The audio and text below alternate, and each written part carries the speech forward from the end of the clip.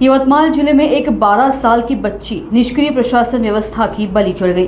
दिलचस्प बात यह है कि आज़ादी के 76 साल बाद भी जिले के इस गांव में बिजली, पानी जैसी नागरिक सुविधाएं नहीं है और इसी के चलते एक मासूम बच्ची की जान चली गई। इससे पूरे जिले में गुस्से का माहौल है।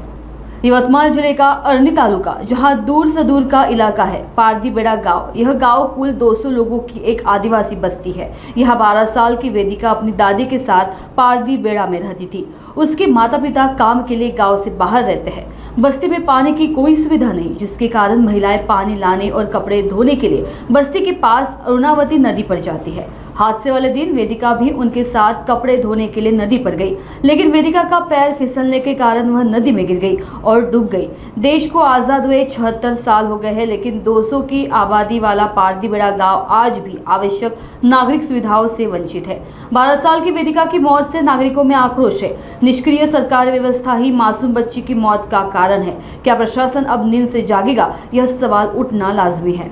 बेड्यावर अरनी तालुक्यामध्ये ज्या गावामध्ये आत्तापासून तिथून नळ योजना सुद्धा नाही आहे, तिथं लाईन सुद्धा नाही आहे, त्या बेड्यावरची मुली इथून नदीवर गेली, नदीवर जाऊन इथून पाय घसरून पडली। ते तिथून येत असताना प्रशासनानं अरनी तालुक्यामधून एकही आमच्या इथं नळसुद्धा इथून पारदीबेड्यावर कोणती योजना नाही आहे। त्याच्यासाठी तुम्ही एक बरी गेला, आता दुमार गेला नाही पाहिजे। माझी प्रशासनाला हेच विनंती आहे बा, आता चांगल्या याच्यानं लक्ष देण्यात यावे त्या गावामध्ये।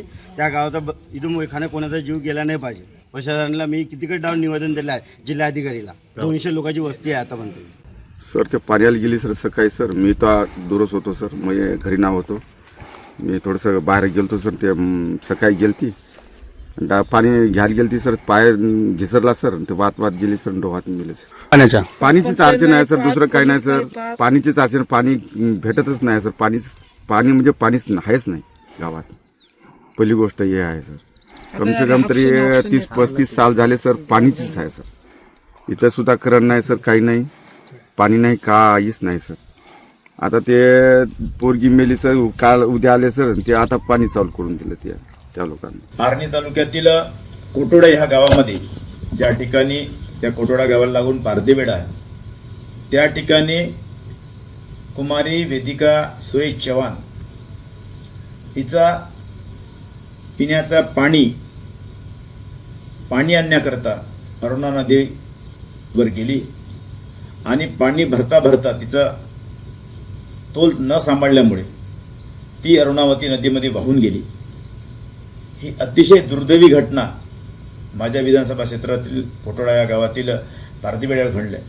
अतिशय गरीब कुटुंबातली मुलगी आणि आईवडिलांना अतिशय वेदना झाल्या असतील आणि म्हणूनच या दुर्दैवी घटनेमुळे मी तहसीलदार आणि बीडीओंना सूचना केल्या की अशा प्रकारची घटना पुन्हा या विधानसभेत घडू नये।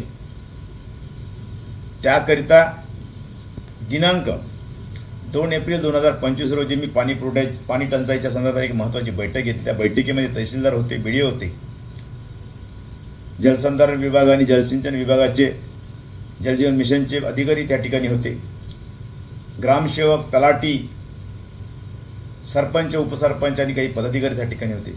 त्यावेळेस मी स्पष्ट सूचना दिल्या, अरनी तालुक्यातील जे काही 10-12 गावं असतील ते अति टंचाईग्रस्त असतात दरवर्षी, त्या गावांमध्ये 7 दिवसाच्या आत त्या ठिकाणी पाण्याची सुविधा उपलब्ध करून द्यावी, अशा प्रकारच्या सूचना मी त्या ठिकाणी दिल्या। परंतु तरीसुद्धा कोटोड्या गावातील पारदीबेड्यावर ही घटना घडली, अतिशय दुर्दैवी आहे।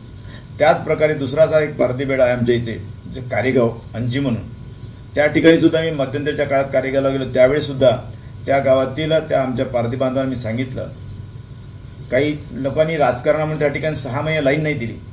तो लाईनचा प्रश्न, त्यांच्या पट्ट्यांचा प्रश्न आणि पिण्याचा प्रश्न त्याही ठिकाणी आहे। या गावाला सुद्धा मी आश्वासित केलं की त्या ठिकाणी कुठल्याही परिस्थितीमध्ये बोर किंवा विहीर किंवा कुठल्याही प्रकारे त्या ठिकाणी पाण्याची सुविधा मला निर्माण करून द्यायचे।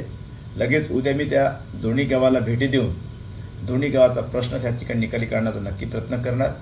आणि एवढंच नव्हे तर माझ्या विधानसभा क्षेत्रातील खुणी नदी असेल, वाघाडी असेल, अळाण असेल, अरुणावती असेल, या सर्व नदीच्या काठावरील शेतीच्या सिंचनाचा प्रश्न असेल, गुराढोरांचा पिण्याचा प्रश्न असेल किंवा ज्या ज्या ठिकाणी पाणी पुरवठ्याच्या विहिरी आहे त्या ठिकाणी विहिरी आटल्यामुळे नदीला पाणी सोडणे अत्यंत महत्त्वाचं होतं आणि मी सन्मान्य कलेक्टरांना फोन करून सांगितलं, निवेदन दिलं की तात्काळ त्या धरणातील पाणी त्या धरणातील पाणी त्या नदीला सोडावं आणि नदीकाठच्या गावातील पिण्याचा प्रश्न निकाली काढावा अशा प्रकारची विनंती केली आणि त्या विनंतीला मान देऊन लगेच त्या धरणाचं पाणी सोडलं गेलं. आज अडा नदीला, अर्णावती नदीला आणि वाघाडी नदीला पाणी सोडल्यामुळे त्या भागातील गावातील पिण्याचा प्रश्न, जनावरांचा पिण्याचा प्रश्न आणि सिंचनाचा प्रश्न त्या ठिकाणी निकाला.